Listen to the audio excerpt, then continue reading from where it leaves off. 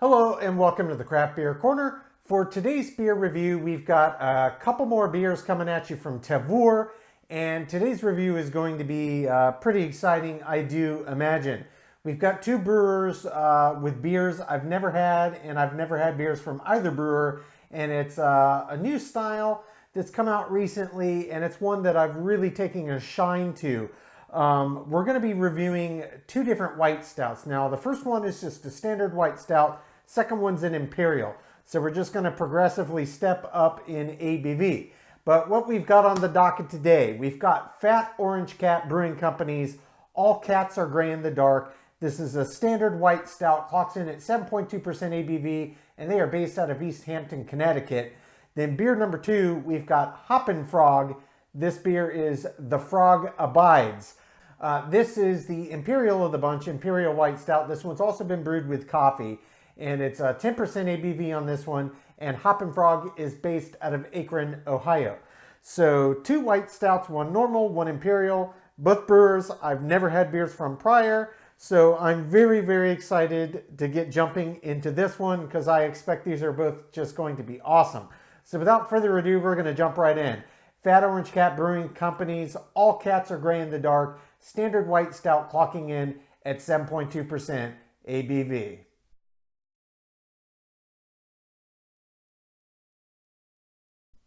Okay, jumping right into the first beer of today's White Stout review, we've got Fat Orange Cat Brewing Company's All Cats Are Gray in the Dark. This is the standard ABV, just a standard white stout of the bunch, 7.2% on this one, and they are based out of East Hampton, Connecticut. So first things first, with the label art, it's pretty neat. It's got what looks like a pen drawing with the name of the beer into a rather menacing looking cat. Almost reminds me of the old Alice in Wonderland cartoon, but looks really neat. I'm a big fan of the label art. But without further ado, let's get this cracked gently. There it is. And poured right into the glass. So white stout, and indeed. Obviously, they're not white, but they are blonde, hence the name white stout. They are not a black beer like your traditional stout. Very interesting and new style twist, and I've had quite a few now, and I really enjoy them. It's interesting the trick it plays on your mind, because you taste the stout and you look down and see a beer that looks like this. It's very unique. Yeah, visually that looks like most white stouts I've seen. This one looks quite thick. I see quite a bit of effervescence. Formed an okay head, but not that great. It's going to dissipate pretty quickly here. I imagine this beer would do much better on a tap at a bar. But nonetheless, let's give it a sniff. Oh, it smells so nice. It smells like a stout, but it has this slight sweet undertone to it, and it does smell chocolatey. And I'll tell you, it smells like a mix of milk chocolate and white chocolate, which it smells quite nice. And there's also a slight suggestion of a coffee-like quality to it. So you're wondering, how could they get those character traits out of a beer that doesn't have those deep, richly roasted malts that impart all those flavor characters? That's part of the magic of the white stout. But anyway, let's jump right in and give it a sip.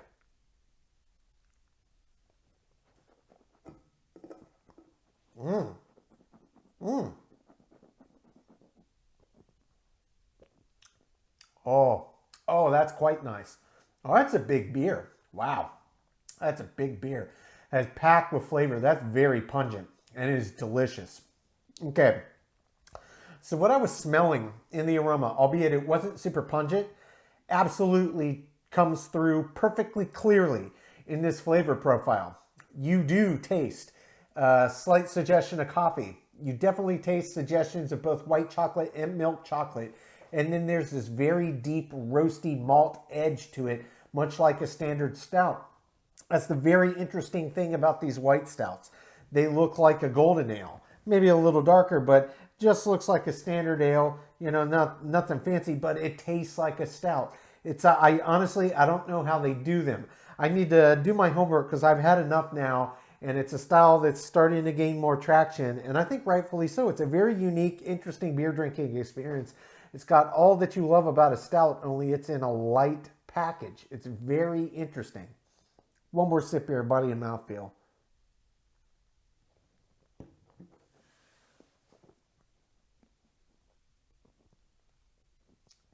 This beer, I would say, is medium heavy, actually bordering on heavy.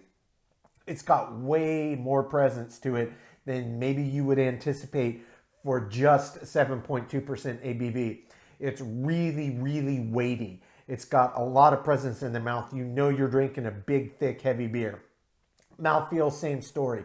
It is massively viscous. It is extremely thick when you move it around the palate, and it does get very, very creamy, which just further accentuates that thickness. This is a big, big beer in terms of breadth. No question about it.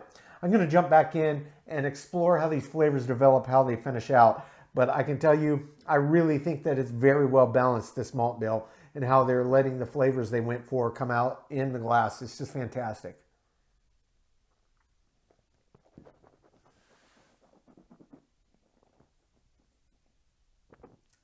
First, get it in your mouth, you get that slight sweetness. Then the first flavor that comes through is this coffee undertone. And it's not a deep, rich roast. It's kind of run-of-the-mill coffee, just, coffee. And then from there, it opens up into a mix of chocolatey overtones. That slight sweetness that you get takes that chocolatey overtone and really kind of imparts this milk chocolate-like quality. So it's chocolate with a light sweetness. Maybe it's more semi-sweet chocolate. It's not milk chocolate, it's semi-sweet chocolate. So it kind of splits the difference. It's not dark, more bitter chocolate, and it's not super sweet. It's kind of in the middle. And then there's very much this cocoa butter, white chocolate-like quality that comes through. It does almost have this buttery quality. Not like buttered toffee, but really much more akin to white chocolate. It really does. It puts me in mind of white chocolate with a high cocoa butter content. And that mixes with these coffee overtones and these semi-sweet chocolate, milk chocolate overtones. And it all just kind of blends together. And there's this homologation, and it's just fantastic. And then completely what comes in behind that, finally, is this roasty malt backbone that all of that just sits on. And they all blend, and it's got quite a long finish on each sip. So it kind of ramps up and it holds the all blend, and then it starts to slowly peter down. And while the intensity of those chocolate and coffee tones are kind of making their way down, that's when the malt backbone starts to rise up. So it's very interesting. If you were to graph this on a bell curve, you'd almost have to average it out and take, because they're completely independent in separate lines. It's kind of all over the place. It's very interesting, very unique, and it's very enjoyable. I'm going to take my time sipping on this one, coming up with my scores. And when we come back, we will get to the second beer of today's White Stout review. That is Hoppin Frog's The Frog Abides, the Imperial White Stout of the bunch, clocking in at 10% ABV.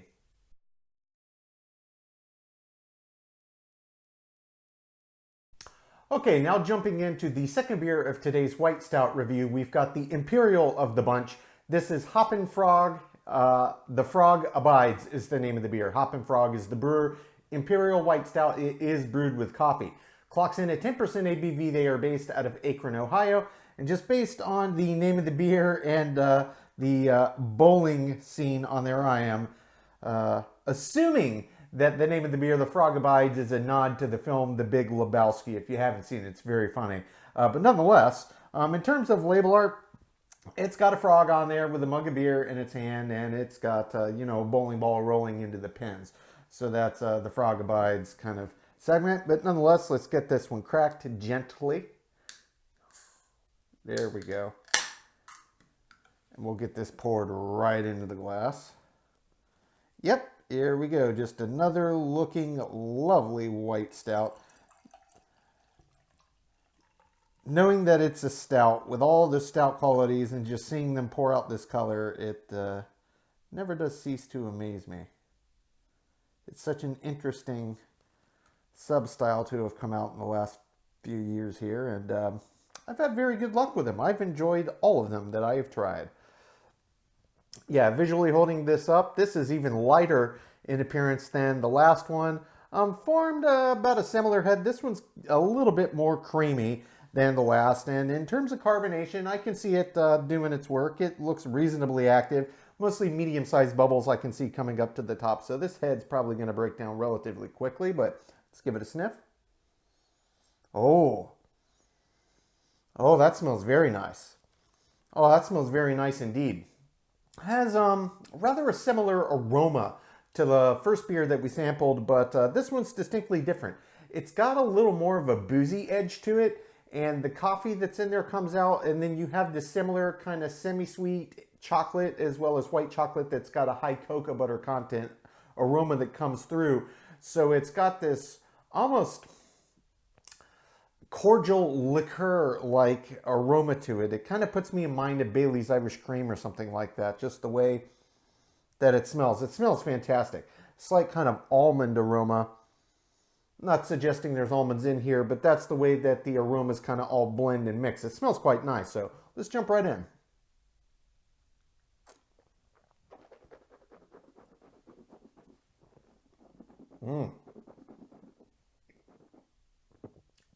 Ooh, that's very nice. That's a big beer. That's a big beer. So, that boozy edge that you can smell, it does come through in the beer. It's not oppressive. It's enough that, you know, you're drinking a higher ABV beer. This is Imperialist 10%. I've said this many, many times, and I stand by it. A little bit of a boozy edge to a beer, so long as it's not overwhelming, I don't have a problem with a high ABV beer at all. Let you know you're drinking a high ABV beer. This one, the way that it develops its flavors and the flavors that actually do come through in it, quite a bit different than on the first beer. So there's this big boozy kick to it, and it's got kind of that same slight sweetness, but the way that the flavors come through are completely different. This tastes a lot more like, how I said it smelled a bit like a cordial. The flavors that come through in this smell a bit like a cordial. The flavors that come through in this do taste a lot more like a cordial as well. So it's not just aroma, it does come through in that manner. So this is going to take me a few sips to explore. So let's first jump in for body and mouthfeel.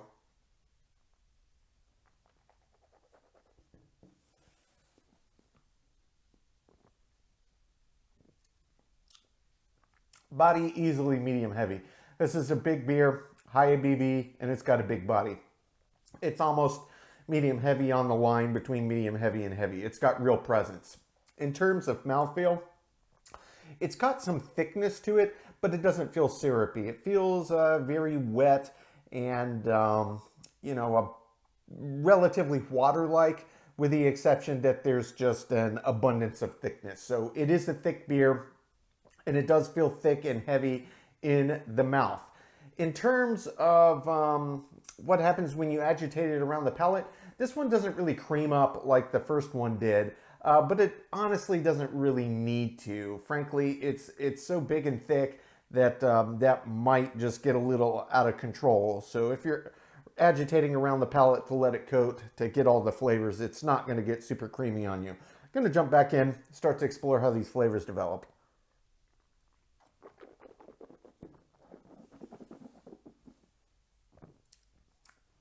Yeah, first get in your mouth, you get this big boozy kick. And there's this almost amaretto-like quality. Where I said it kind of smelled of almonds, there's this flavor sensation that comes through like that. And it's got this slight sweetness. And kind of picks up, and it doesn't get super intense in terms of flavor intensity. But from there, the coffee that's added in, you can get it. It's subtle and it's underneath.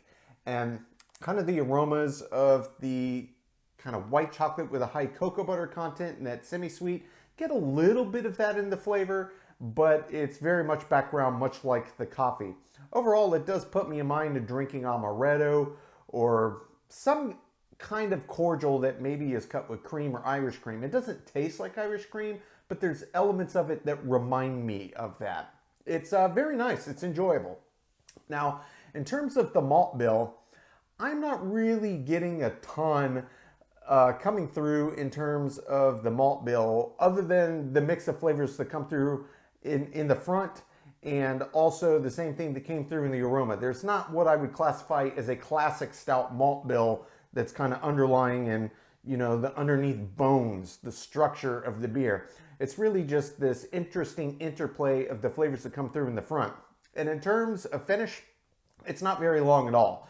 It does not have very good staying power. It doesn't really get that intense in terms of flavor intensity, but it is very tasty. This is a very good beer. I'm going to jump in for one more sip for final thoughts here.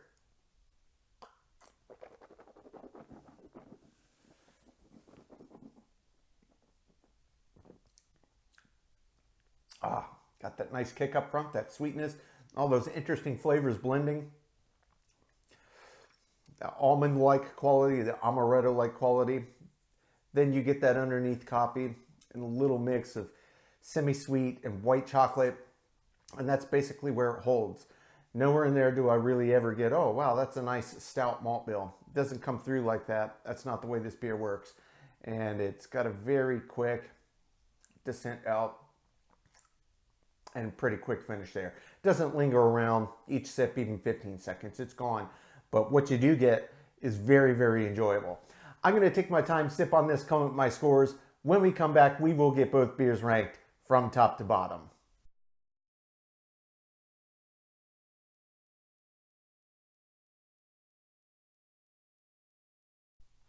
Okay, now that we've gotten to enjoy both beers, we're going to get them ranked, starting with Fat Orange Cat Brewing Company's All Cats Are Gray in the Dark.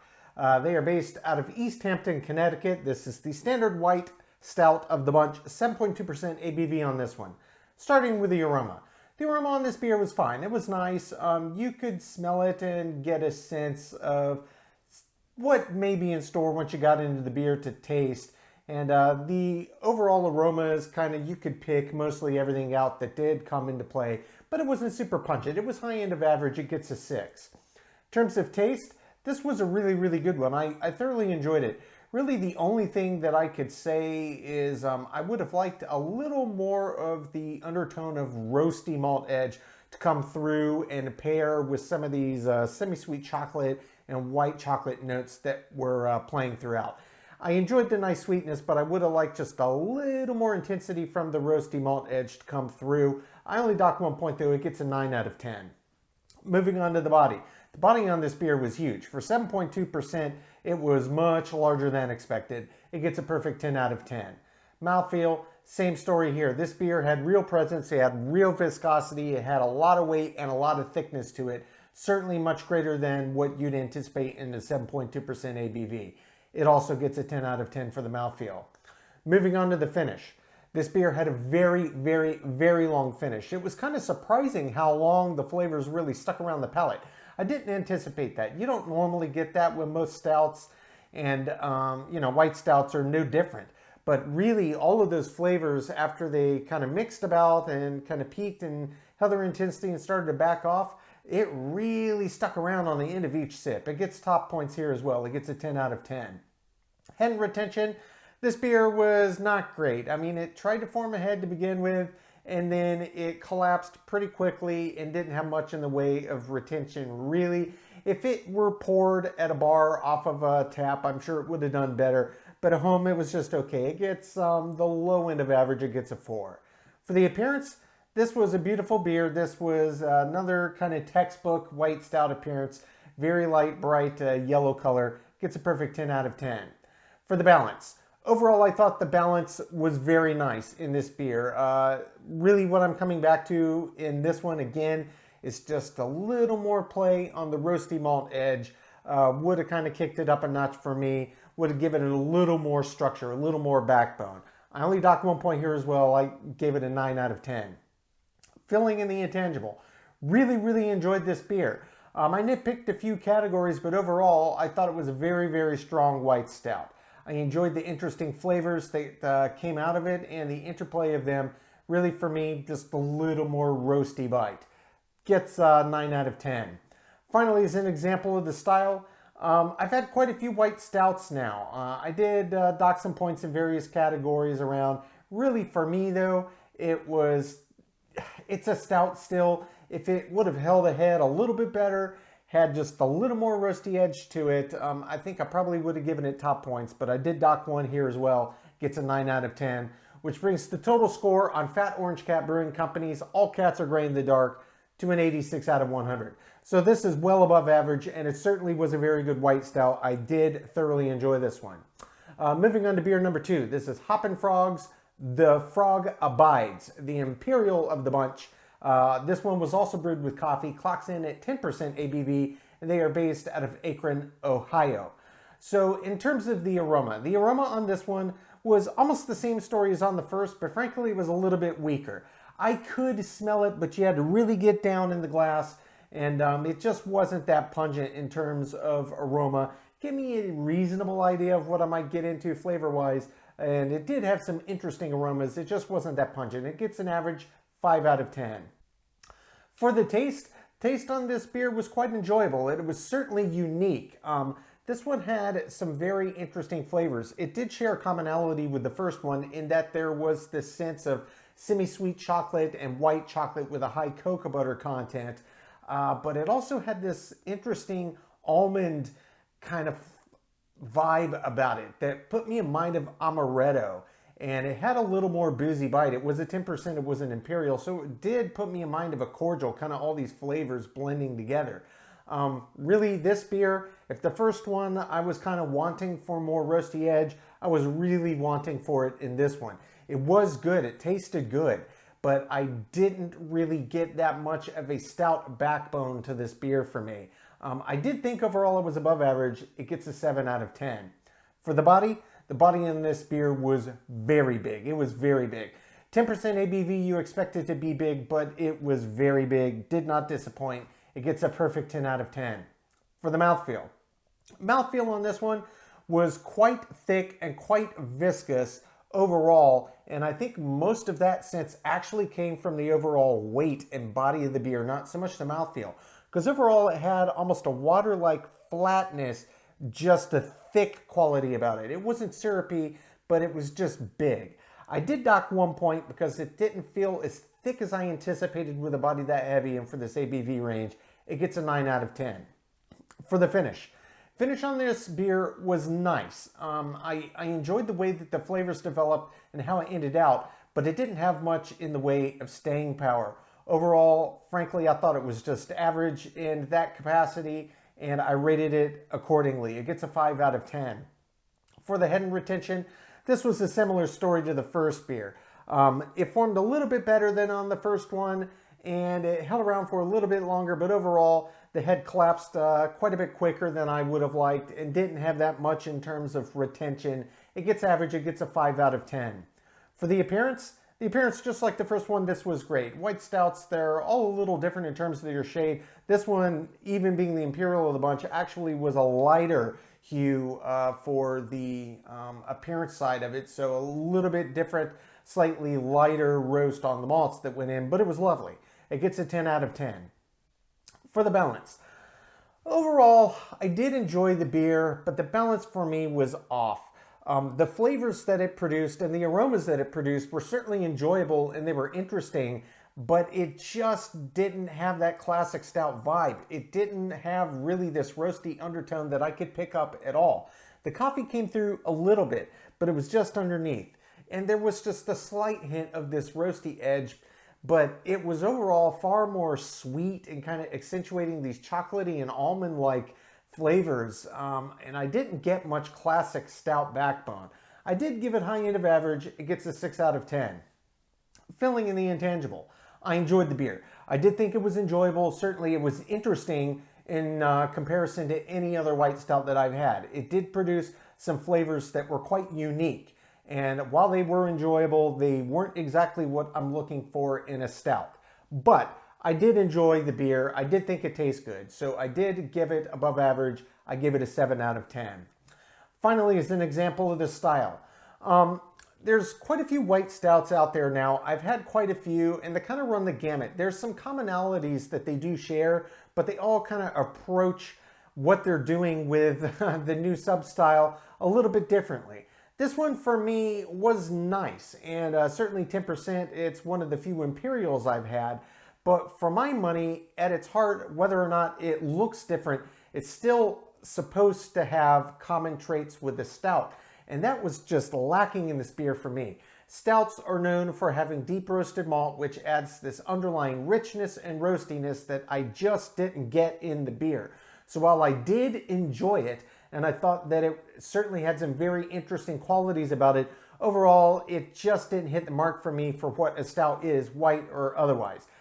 But the beer was so enjoyable, I did give it in the average range. I gave it high end, I gave it a 6, which brings the total score on Hoppin' Frog's The Frog Abides to a 70 out of 100. So all total, we're looking at a 16-point spread here, an 86 and a 70.